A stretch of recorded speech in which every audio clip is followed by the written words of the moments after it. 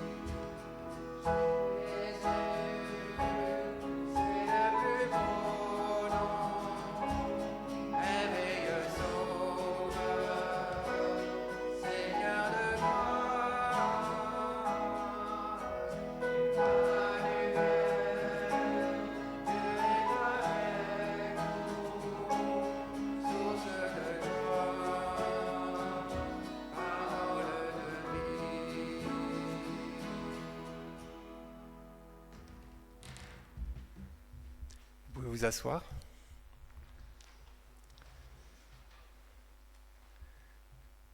Nous continuons de lire dans l'épître de Paul aux Philippiens et nous allons lire le début du chapitre 2 maintenant, Philippiens chapitre 2 versets 1 à 5. Votre union avec le Christ vous donne-t-elle du courage ? Son amour vous apporte-t-il du réconfort ? Êtes-vous en communion avec le Saint-Esprit? Avez-vous de l'affection et de la bonté les uns pour les autres? Alors, rendez-moi parfaitement heureux, en vous mettant d'accord, en ayant un même amour, en étant unis de cœur et d'intention.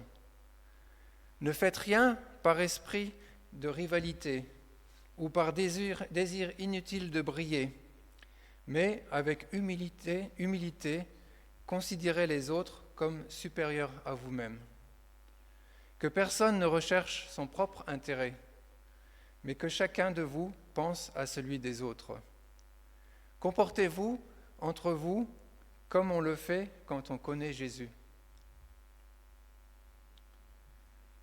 Paul nous invite, nous qui avons reçu l'amour de Jésus, à avoir une attitude d'humilité envers les autres, à laisser notre orgueil de côté, à suivre l'exemple que Jésus nous a laissé lorsqu'il était sur terre. Je propose que nous prenions un temps dans le silence pour réfléchir à notre comportement et à demander pardon à Dieu à cause de notre orgueil et parce que nous n'avons pas fait le bien aux autres qu'il aurait voulu que nous fassions.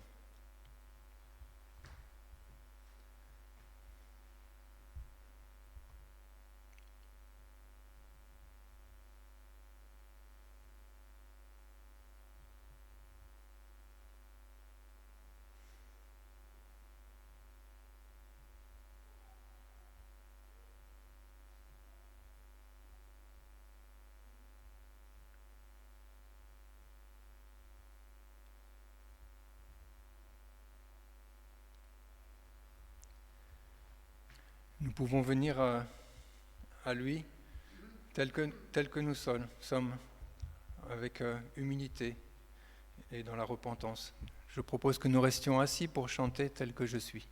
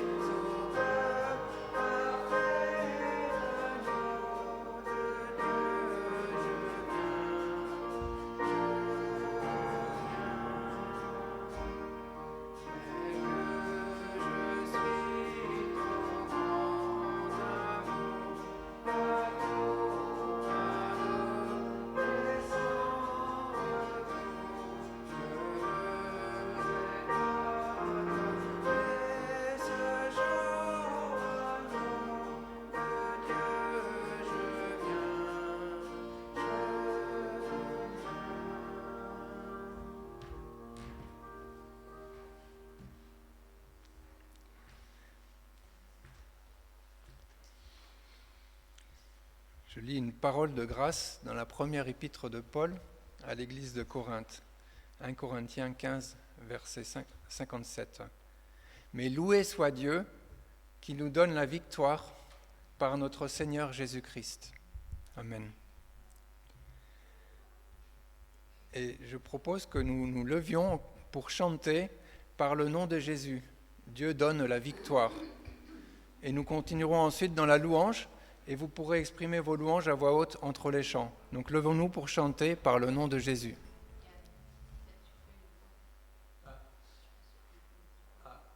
Tu veux faire comment? Je vais le chanter une fois parce que je ne sais pas si les gens connaissent. Allez, vas-y.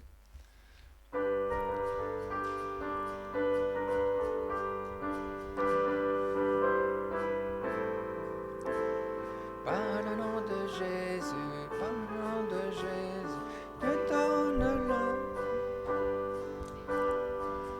le nom de Jésus, par le nom de Jésus, Dieu donne la victoire. Par le nom de Jésus, par le nom de Jésus, Dieu donne la victoire. Quand Satan nous tend un piège, c'est ce nom qui nous protège. C'est au nom de la victoire que chantent les élus. Par le nom de Jésus, par le nom de Jésus, Dieu donne la victoire. Par le nom de Jésus, par le nom de Jésus, Dieu donne la victoire. Quand Satan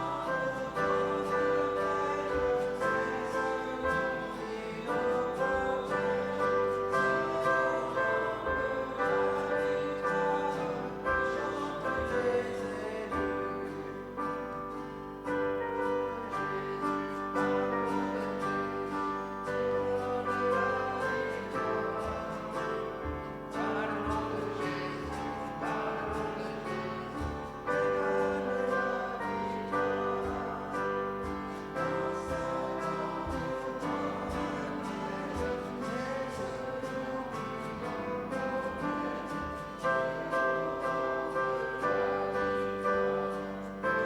nous protège. Amen. C'était un peu haut.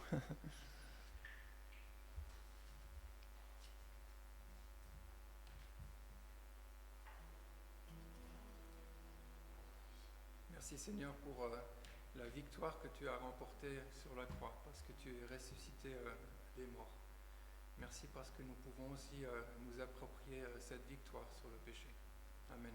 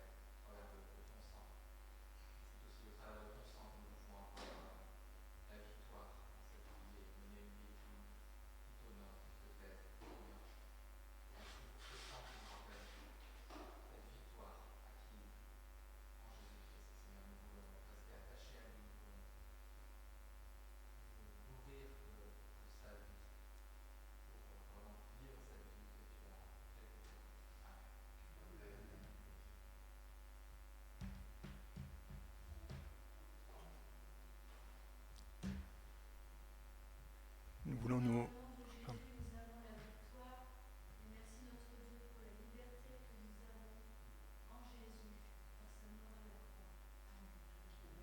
Amen. Et cette victoire, elle a eu un grand prix et nous pouvons chanter attachés à la croix.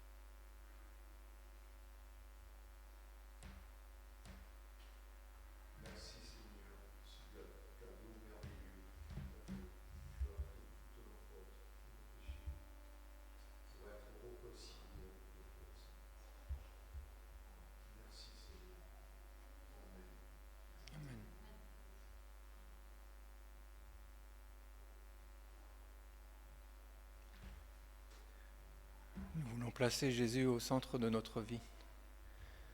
Jésus soit le centre.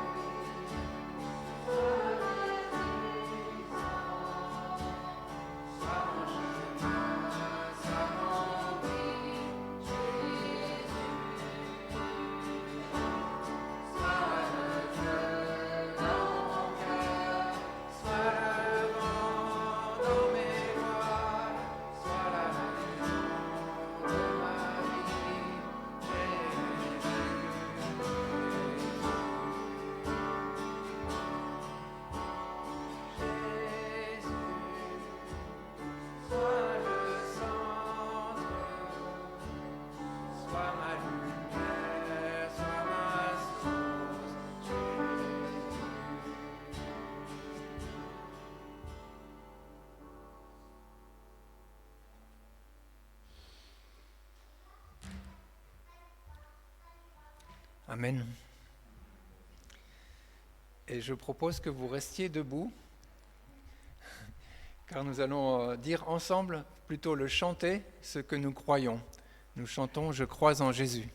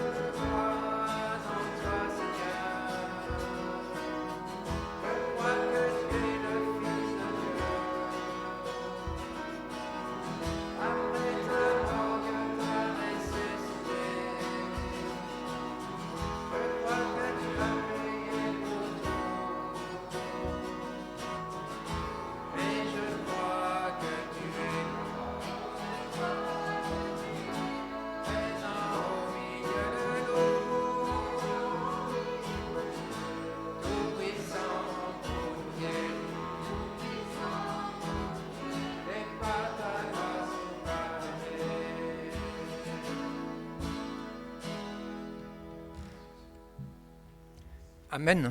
Vous pouvez vous asseoir.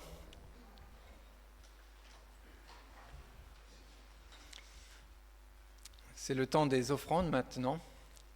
Que chacun donne ce qu'il aura décidé en son cœur, sans regret ni contrainte, car Dieu aime celui qui donne avec joie. Et je vais demander à Gérard si tu peux passer avec la corbeille.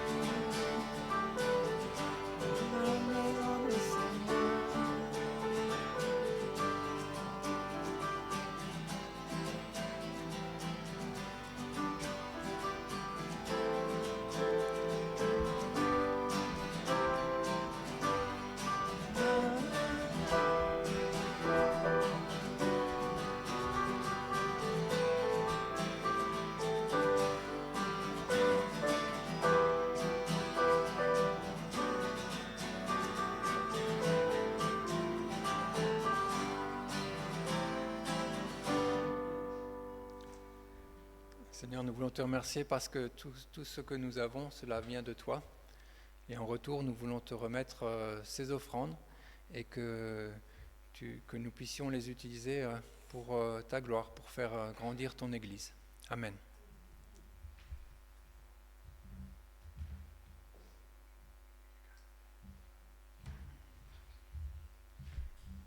Alors je vais demander aux enfants si vous voulez venir devant.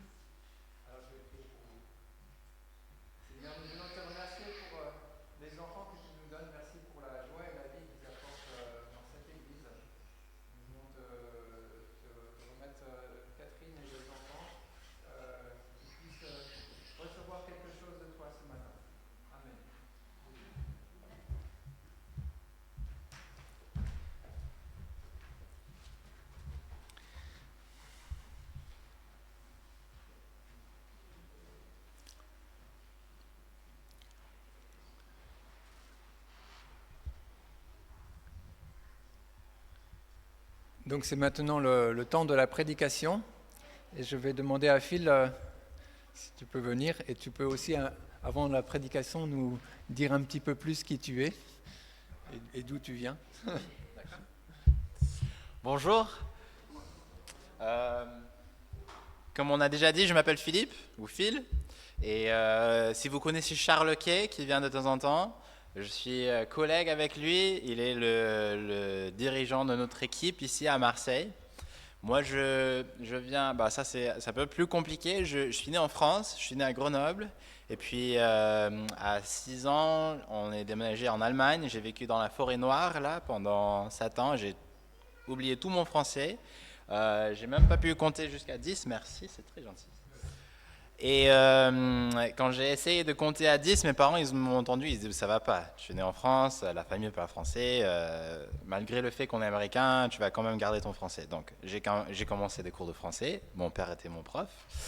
Et à 14 ans, on est rentré aux États-Unis. Et c'est là où j'ai fait mes années de lycée et université. Et j'ai rencontré ma femme Heather, qui est au fond avec notre bébé Luc de 2 mois. Donc on est en pleine découverte de ce que c'est le fait d'être parent. Et ici à Marseille, on est à Marseille depuis 1 an. Et ça nous fait tellement plaisir d'être ici. On est vraiment content d'être parmi vous. Et moi, surtout, j'ai hâte d'ouvrir la parole de Dieu ensemble. Mais avant, je vais juste prier parce que je sais que j'ai tellement besoin de l'aide du Seigneur ce matin pour communiquer sa grâce. Jésus, je veux te remercier parce que tu es parmi nous ce matin. Tu es ici. Et tu nous offres une vie incroyable, une vie pleine de ta grâce, une vie pleine de ton amour. Et parfois, on a du mal à comprendre cette vie, on a du mal à l'intégrer dans notre vie quotidienne. Et je prie que ce matin, tu nous aides pour qu'on puisse intégrer cette grâce, cet amour d'une manière plus profonde et qu'on puisse être libre des mensonges et des attaques qui vraiment nous empêchent à vivre cette vie que tu nous as donnée par ta grâce. En ton nom Jésus. Amen. Alors ce matin, je vais parler sur le thème de la grâce de Dieu.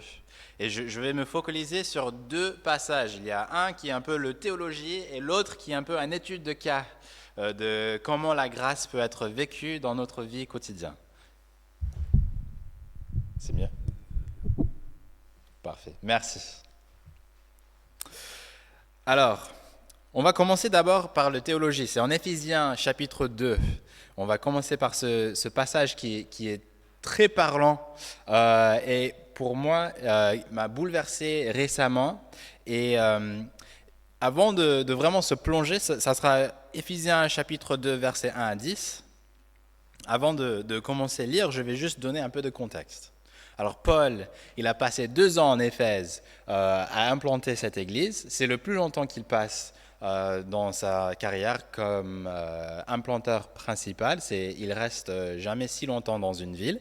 Et il prêche un message plusieurs fois par jour, on peut imaginer qu'il est dans le marché, il prêche, il est dans le synagogue, il prêche, et il prêche ce message de grâce jour après jour après jour pendant 2 ans.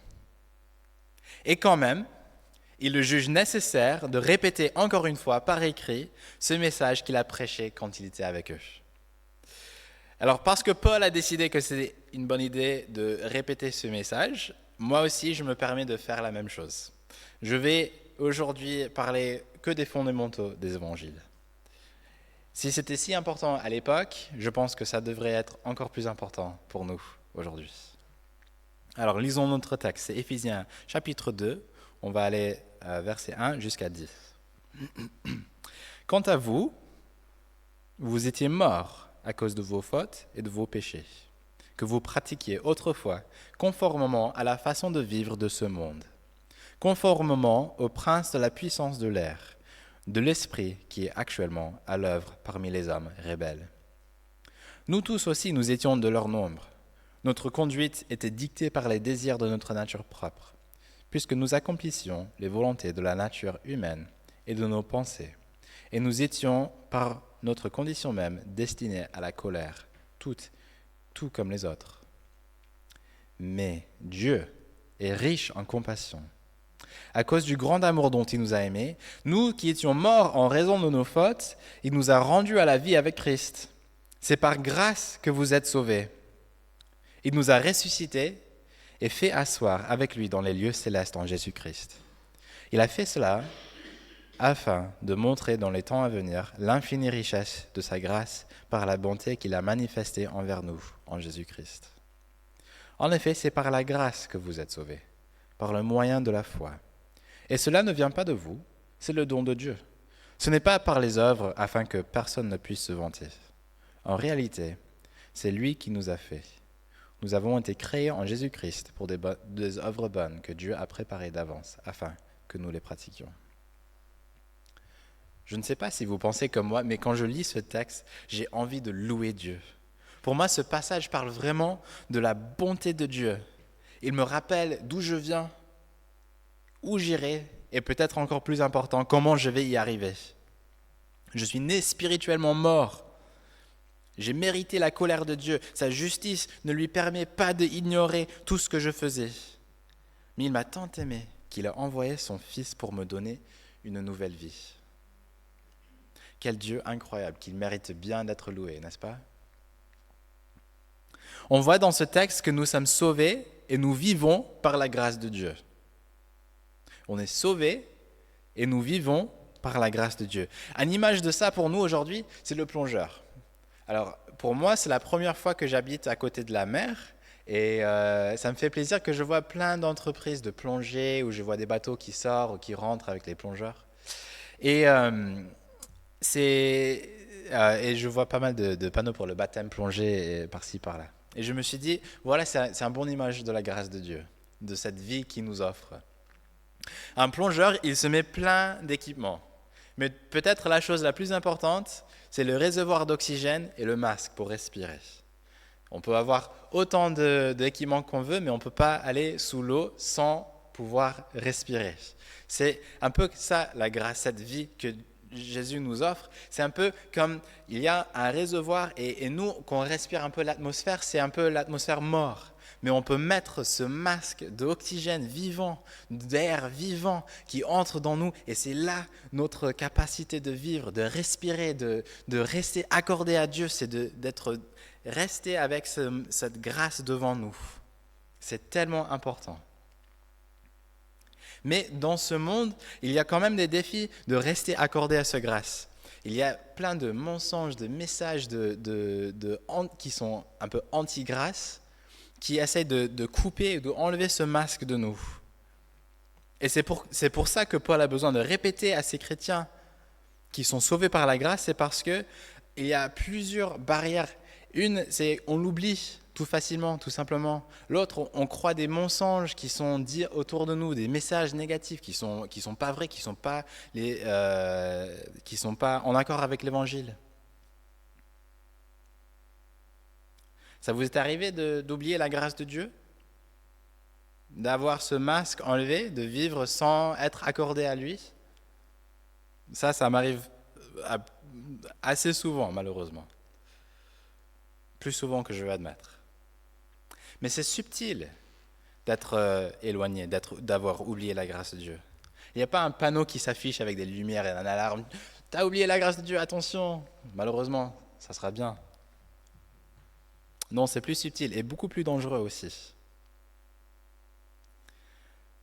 Cette grâce est incroyable, mais nous avons le défi de rester fondés sur elle dans un monde qui est rempli avec toutes des barrières, des messages anti-grâce.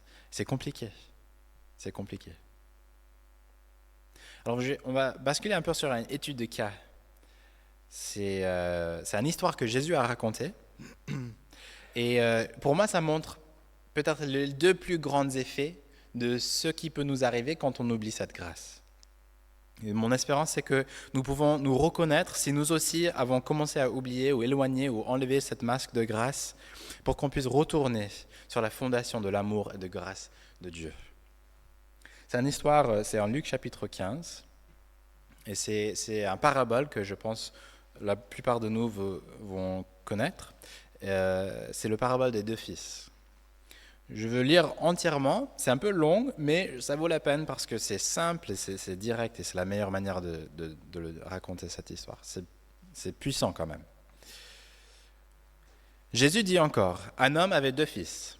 Le plus jeune dit à son père, « Mon père, donne-moi la part de l'héritage qui doit me revenir. » Le père leur partagea alors ses biens. Peu de jours après, le plus jeune fils ramassa tout et partit pour un pays éloigné, où il gaspilla sa fortune en vivant dans la débauche. Alors qu'il avait tout dépensé, une importante famine survint dans ce pays. Il commence à se trouver dans le besoin. Il alla à se mettre au service d'un des habitants du pays, qui l'envoyait dans les champs garder les porcs. Il aurait bien voulu se nourrir des caroubes que mangeaient les porcs, mais personne ne lui en donnait. Il se mit à réfléchir, il se dit, « Mais combien d'ouvriers chez mon père ont du pain en abondance? Et moi, ici, je meurs de faim.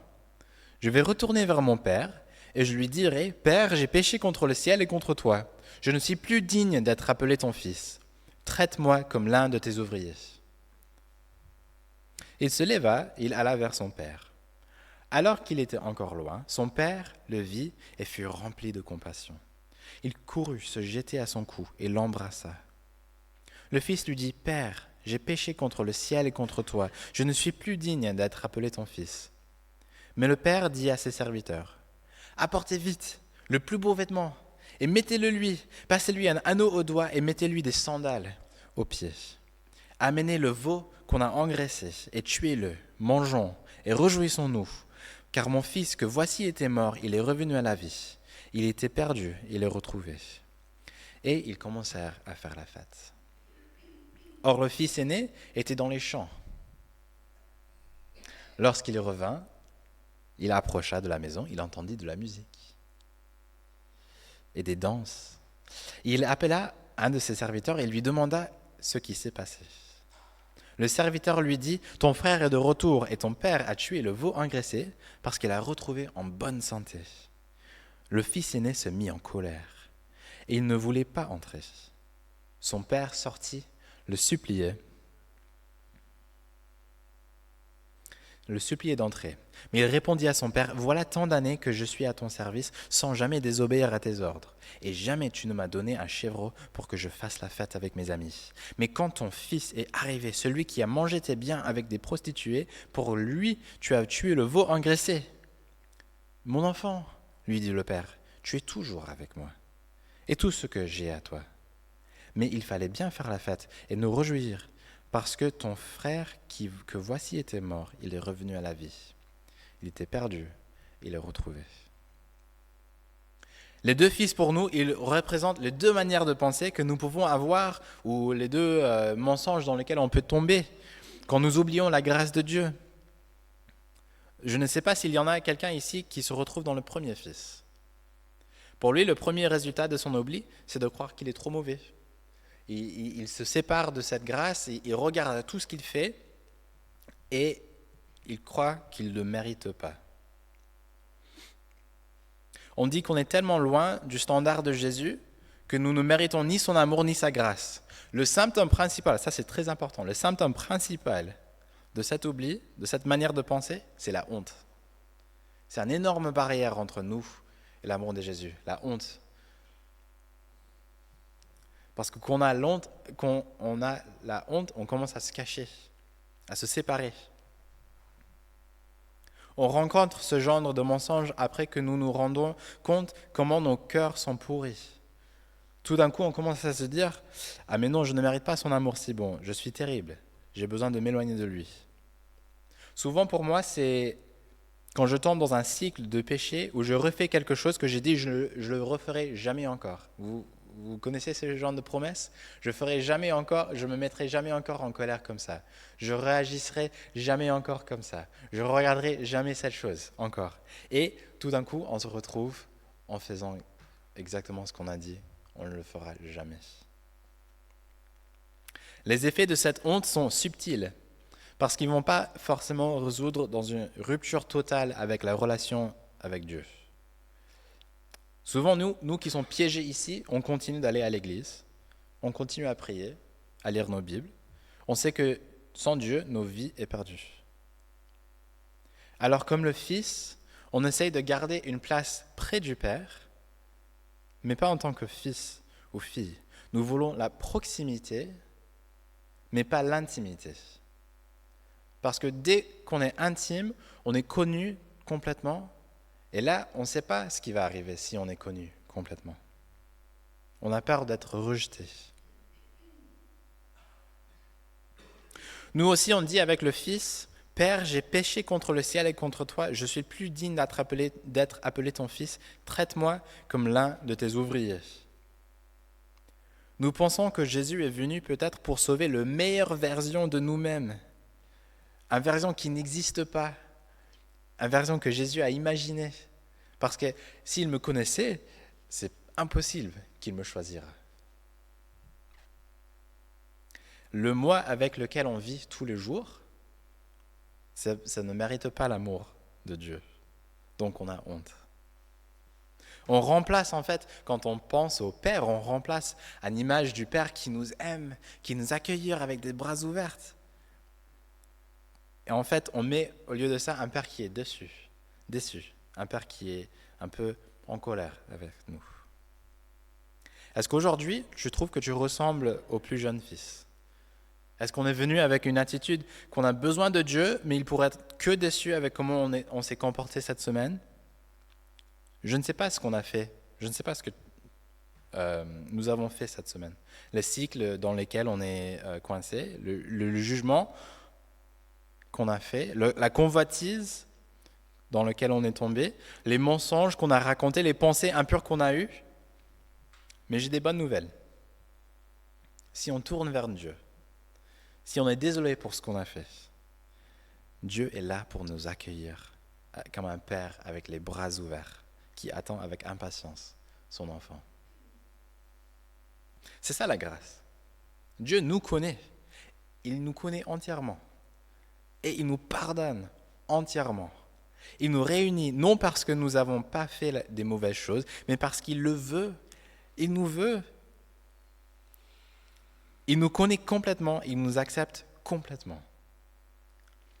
Peut-être vous le savez déjà, mais dans nulle part dans la Bible, est-ce qu'on voit un père qui court parce que ce n'était pas digne à l'époque d'un homme de cette statue de courir. Moi pourtant, j'ai couru dans le roi d'Espagne il y a 2 jours et je suis père. Donc c'est plus le cas maintenant, heureusement. Mais ce père, il a été indigne pour accueillir son fils. Il a couru, il a fait la chose qu'il n'était pas d'accord parce qu'il avait tellement hâte d'embrasser son fils qu'il a couru. Il fait la même chose pour nous. C'est ça la grâce. On ne mérite pas, mais il nous aime tellement et il nous embrasse. Ça, c'est la première manière de penser. La honte, le premier symptôme qui peut nous empêcher d'accepter cette grâce. Mais il y a une deuxième perspective qui est montrée par le fils aîné. Et ça peut être résumé dans cette idée que la grâce de Dieu m'a sauvé. Maintenant, c'est le début, ok, c'est super. Mais maintenant, il faut travailler pour garder une bonne relation ou statut avec Dieu en dehors de sa grâce. Je fais partie de la famille, ok, c'est cool.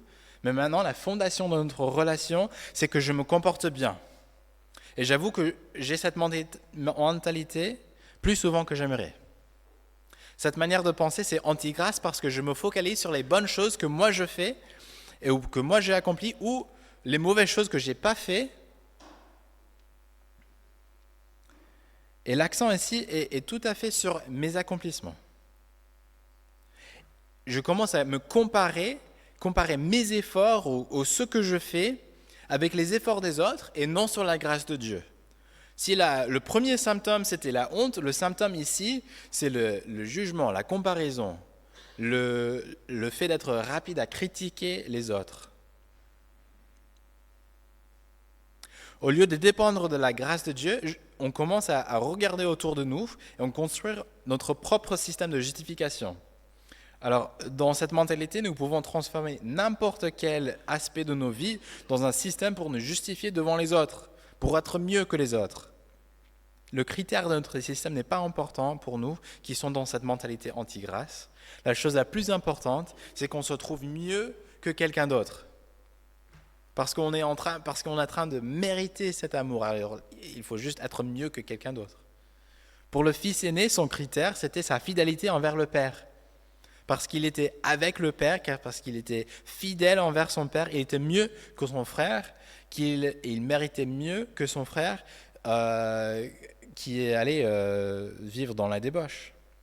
Alors il était scandalisé quand il a vu une fête pour son frère qui a quitté son Père.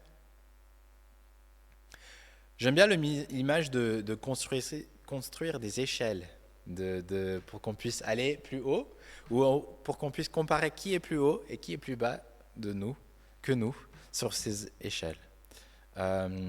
Quelques critères qu'on peut utiliser pour construire ces échelles, c'est par exemple, je trie parfaitement mes déchets, alors que je suis un meilleur citoyen que quelqu'un qui jette leurs déchets n'importe comment. Ça vous est arrivé d'ouvrir la poubelle et de dire c'est qui a mis ça dedans, je suis forcément... Et on sent un petit peu mieux que l'autre personne, n'est-ce pas? Ou je m'habille mieux que telle personne ou plus modestement, ou je me comporte mieux en public, ou mes enfants se comportent mieux en public. Je suis la limite de vitesse mieux que l'autre conducteur. Celui-là, c'est dangereux pour moi. Moi, je tombe dans celui-là souvent. Je suis plus généreux, plus gentil, plus patient, alors que je suis une meilleure personne. Le grand problème pour le fils aîné, c'est qu'il ne se dépend plus de grâce. Il a enlevé ce masque. Il a oublié qu'il y a ce réservoir de grâce, d'acceptance complet. Il commence à essayer de mériter. Et c'est un lourd fardeau. On commence à mettre énormément de la pression sur nos épaules. Alors, c'est vrai qu'il faut quand même se rendre compte qu'à la fin de notre passage en Éphésiens, ça parle des bonnes œuvres, ça parle de ce qu'on va faire. En versets 8 à 10, on voit, en effet, c'est par la grâce que vous êtes sauvés. Alors là, c'est le début, c'est la fondation. Par le moyen de la foi. Et cela ne vient pas de vous, c'est le don de Dieu. Ce n'est pas par les œuvres afin que personne ne puisse se vanter. En réalité, c'est lui qui nous a fait. Nous avons été créés en Jésus-Christ pour des œuvres bonnes que Dieu a préparées d'avance afin que nous les pratiquions. Mais le problème, c'est parfois on échange cette fondation, la grâce, pour les résultats, les bonnes œuvres. Dieu a préparé des bonnes œuvres pour nous. Mais cela n'est pas la fondation de notre relation avec Jésus. La fondation, c'est que nous sommes sauvés, acceptés par le Père parce qu'il nous aime, parce que nous sommes sauvés par Jésus, qu'il est mort à notre place. C'est un don de Dieu. Notre relation avec lui est assurée par ce que Jésus a accompli, non par ce que nous accomplissons. Le résultat, c'est que nous accomplissons des bonnes œuvres. Le résultat, le fruit de cette vie, c'est qu'on commence à vivre d'une manière différente. Et ça produit des fruits, ça produit des bonnes œuvres que Dieu a déjà préparées en avance pour nous. Mais jamais est-ce que c'est par les bonnes œuvres qu'on mérite cette grâce. Pour moi, une image, avant qu'on touche à notre fin, une bonne image, c'est d'imaginer que je suis devant le trône de Jésus. C'est la fin de ma vie. Maintenant, je passe aux deuxième étape. Je suis devant Jésus. Ça vous arrive de penser à ce moment-là? De penser, ok. Je pense, et il faut se poser la question, comment est-ce qu'on va réagir devant lui? Comment est-ce qu'on va se présenter?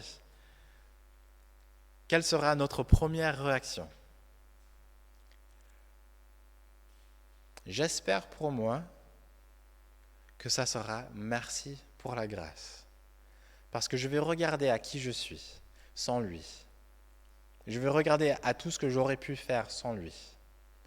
Et je vais dire, je ne l'ai pas mérité cette vie que tu m'as donnée. Mais je suis tellement reconnaissant. Parce que c'était ta grâce qui m'a mené jusqu'à là.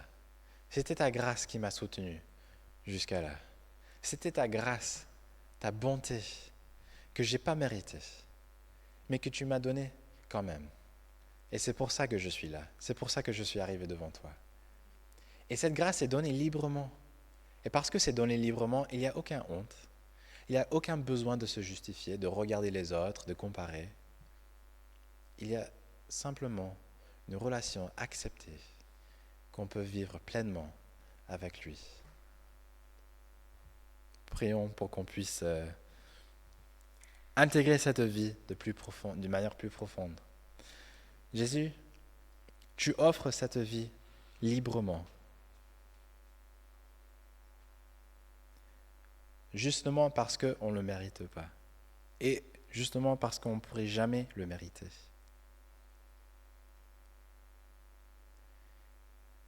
Jésus, Seigneur, je ne sais pas les sujets de honte qu'on a dans cette salle. Je ne sais pas les blocs qu'on peut avoir pour accepter cette grâce que tu nous donnes. Mais je prie qu'aujourd'hui, Seigneur, tu nous aides à rendre compte que de toutes les barrières, de choses qui peuvent nous empêcher à venir à toi. Et je prie que tu nous aides à comprendre que ta grâce est suffisante pour enlever ces barrières. Que tu es plus fort que notre péché, que ton amour a vaincu notre péché, que ta vie qui était sacrifiée pour nous, que tu as ressuscité et que tu nous offres cette nouvelle vie, je prie que tu nous aides à intégrer cette vie et de respirer cet oxygène, cette nouvelle vie que tu nous donnes. En ton nom Jésus. Amen.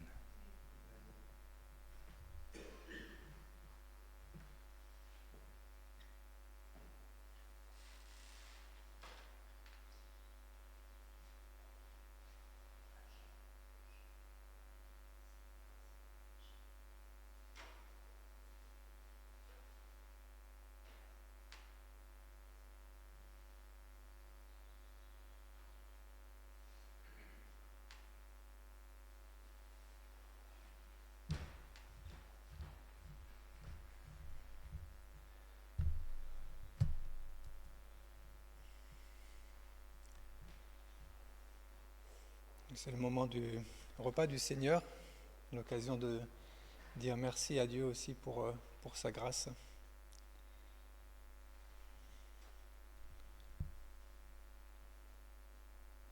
Jésus a enseigné à ses disciples de partager le repas en mémoire de lui. Et nous lisons dans l'évangile de Luc, au chapitre 22, versets 14 à 20. L'heure venue, il se mit à table et les apôtres avec lui.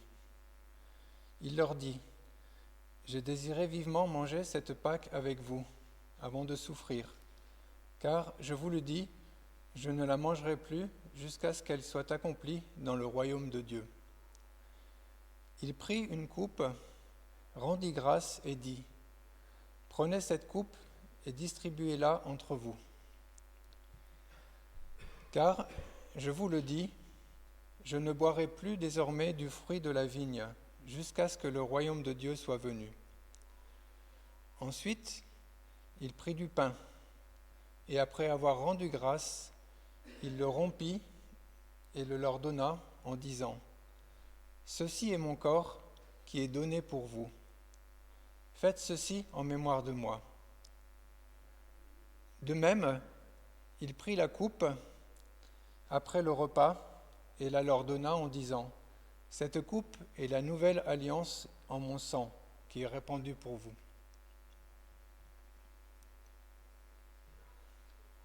Jésus a offert sa vie sur la croix pour nous. Il est mort une fois pour toutes pour nous purifier de toutes nos mauvaises œuvres. Jésus n'est pas venu pour appeler à la repentance des justes, mais des pécheurs. Alors il n'est pas nécessaire d'être parfait pour partager ce repas ensemble, parce qu'alors il n'y aurait personne assis à cette table. Il suffit de croire sincèrement que Dieu est mort sur la croix à notre place. Alors si vous ne croyez pas encore ou vous n'êtes pas prêt, il est préférable de laisser passer le pain et le vin. Sinon, nous allons partager ensemble donc le pain et le vin.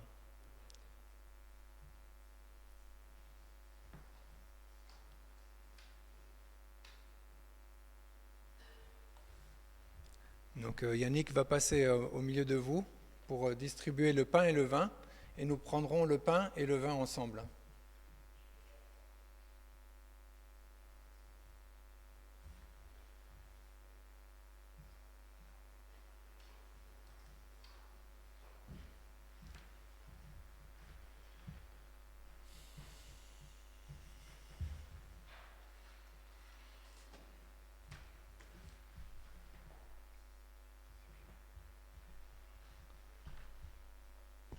Alors il y a du vin au milieu et du jus de raisin autour.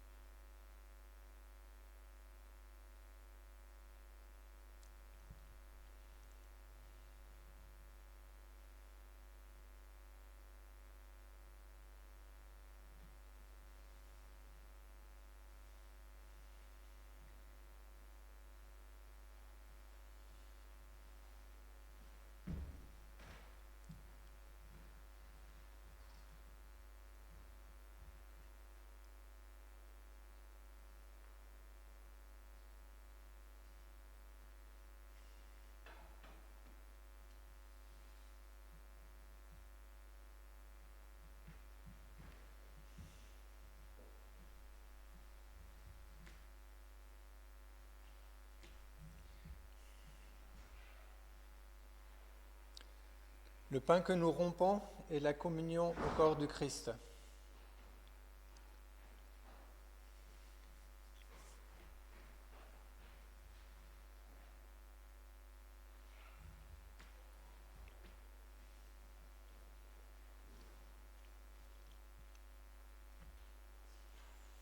La coupe de bénédiction pour laquelle nous rendons grâce est la communion au sang du Christ.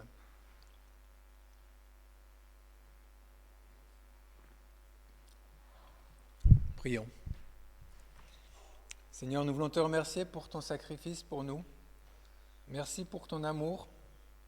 Et parce que tu es venu jusqu'à nous, tu as frappé à la porte de notre cœur et tu es entré dans notre vie lorsque nous t'avons ouvert la porte. Tu as apporté la paix dans notre cœur. Merci Seigneur. Amen.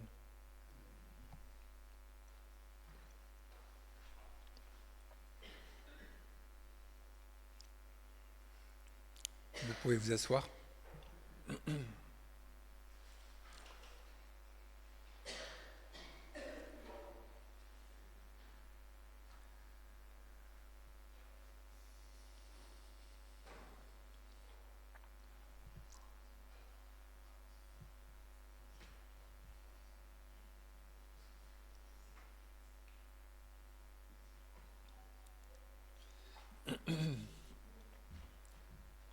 Nous prenons maintenant un temps d'intercession les uns pour les autres.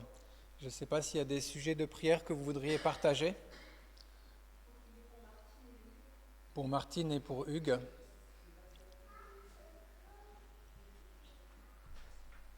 Je ne sais pas si les enfants sont repartis aux États-Unis ou s'ils sont encore là. Ouais.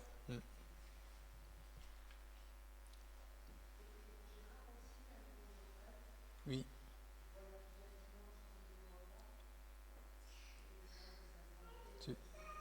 Charles, toi, tu es allé voir, tu l'as vu?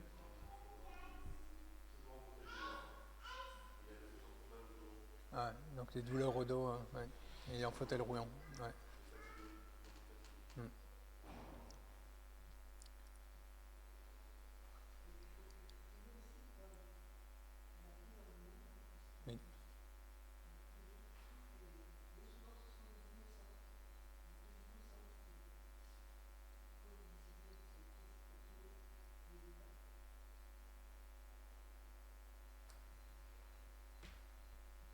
Je vais prier. Seigneur, nous voulons te prier pour les autorités, pour que tu leur donnes de la sagesse dans leurs décisions, pour qu'ils recherchent la paix avant tout, la résolution des conflits armés en Ukraine, en Palestine et ailleurs dans le monde. Nous voulons te prier pour ceux qui sont dans la souffrance, pour ceux qui ont subi le tremblement de terre en Birmanie et les pays autour. Nous voulons te prier pour ceux qui souffrent de la guerre,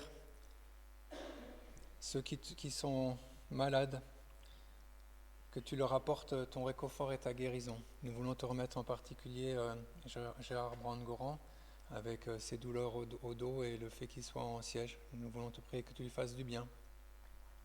Nous voulons te prier aussi que tu fasses du bien à notre Gérard ici qui souffre aussi. Nous voulons te remettre notre frère Hugues et Martine qui est encore dans le coma ou à l'hôpital. Nous voulons te prier que tu conduises toutes choses. Fais-lui du bien dans son corps et sois avec Hugues aussi dans ces moments difficiles et les enfants aussi. Nous voulons te prier que tu viennes au secours de ceux qui implorent ton nom dans ces temps difficiles. Nous voulons te remettre notre Église, et que chacun puisse grandir en toi, qu'il puisse trouver sa place dans cette Église, et que tu continues de nous envoyer des nouvelles personnes aussi. Amen.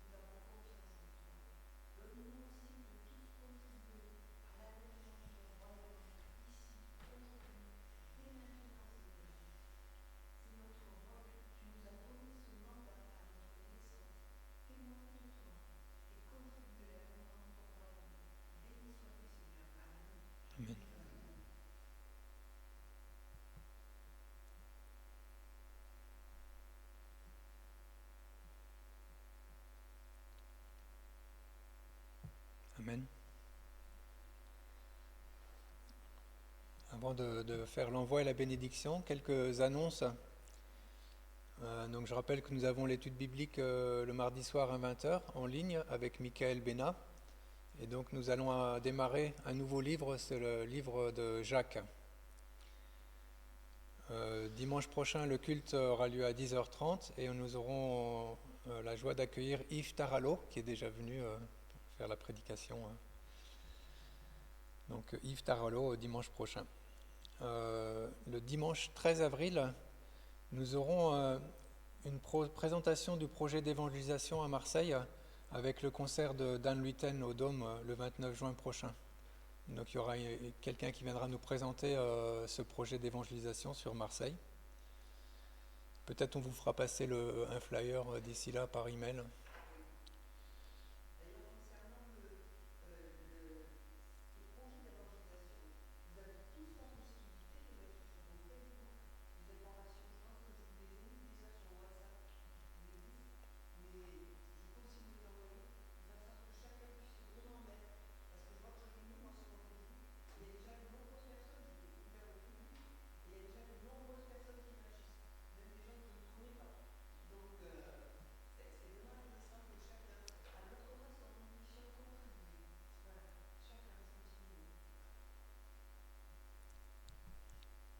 Voilà.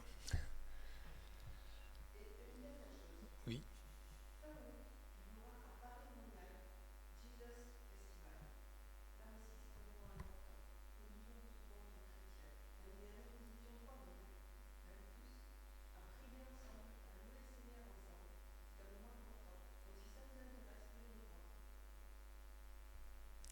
Merci Anne-Marie. Que le Seigneur te bénisse et te protège, que l'Éternel te regarde avec bonté et qu'il te fasse grâce, que l'Éternel veille sur toi et t'accorde la paix. Amen. Et nous nous levons pour chanter que la grâce de Dieu.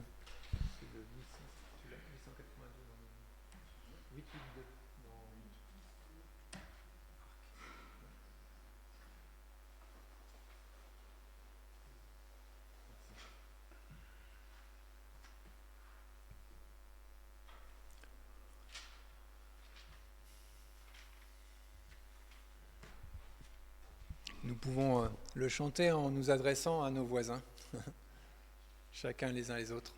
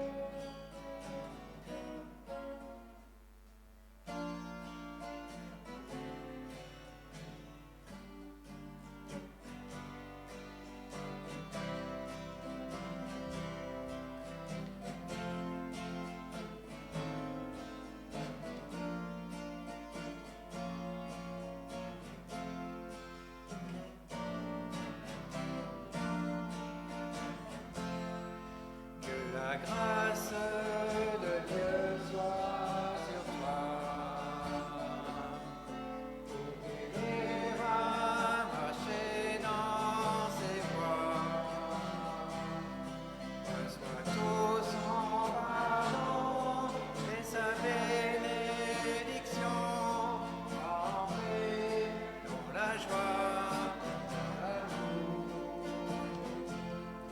Que la grâce de Dieu soit sur toi,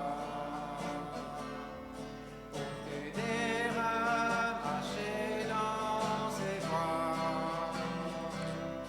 Reçois tout son pardon et sa bénédiction, en paix, dans la joie, dans l'amour.